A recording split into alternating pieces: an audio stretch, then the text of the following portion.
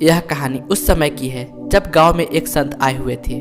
उनके प्रवचन सुनकर गांव वाले बहुत कोमल मन के हो चुके थे। सभी लोग उनके प्रवचन सुनने के लिए सुबह ही उस संत के पास जाते थे। एक दिन की बात है, गांव में चोरी हो गई थी।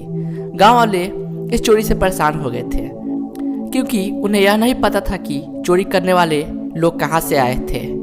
उन्हें इस बात पर बिल्कुल भी यकीन नहीं हो रहा था कि चोरी किसी गांव वाले ने की है। उनमें से एक ने कहा कि हमें महाराज जी के पास चलना चाहिए, वही हमारी समस्या का हल बताएंगे।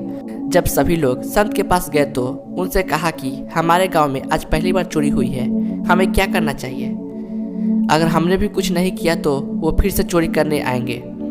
उस गांव में बाहर से कोई नहीं आता था, शायद वो चोर हो सकता है कि गांव में ही हो। संत ने जब अपने प्रवचन सुनाए तो उसमें से एक बात कही कि जो मैंने अपनी अंगुली में अंगूठी पहनी है वो सोने की है। अगर यह कहीं भी खो जाए तो जिसे भी मिलेगी वह अमीर हो जाएगा। संत जब यह बात कह रहे थे तो वह चोर भी यह सब कुछ सुन रहा था। वह यही सोचने लगा कि मुझे यह अंगूठी लेनी चाहिए। इससे पहले कि संत यहाँ से जाए उससे पहले यह काम कर लेना चाहिए। चोर अंगूठी की तलाश में संत पर नजर रखने लगा था।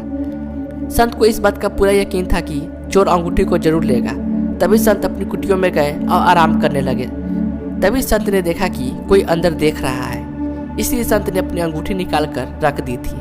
संत की यह अंगूठी कोई आम अंगूठी नहीं थी, बल्कि इनमें बहुत ही शक्ति थी जिसका पता उस चोर को नहीं था।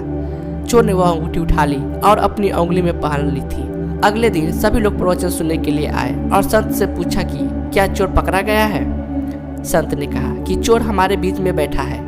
चोर ने जब यह सुना तो उसे बहुत डर लग रहा था। चोर उठकर जाने ही वाला था, तभी संत ने चोर को देख लिया और लोगों ने चोर को पकड़ लिया था। लेकिन संत ने कहा कि चोर को जाने दो, जिससे वो कभी ऐसा न कर सके। चोर को इस बात का प्रभाव पड़ा और उसने कभी चोरी नहीं की। यह कहानी आपको कैसी लगी? अच्छी लगी हो तो प्लीज लाइक करें और ऐसी कहानी सुनने के लिए मेरे चैनल को जरूर सब्सक्राइब करें। धन्यवाद।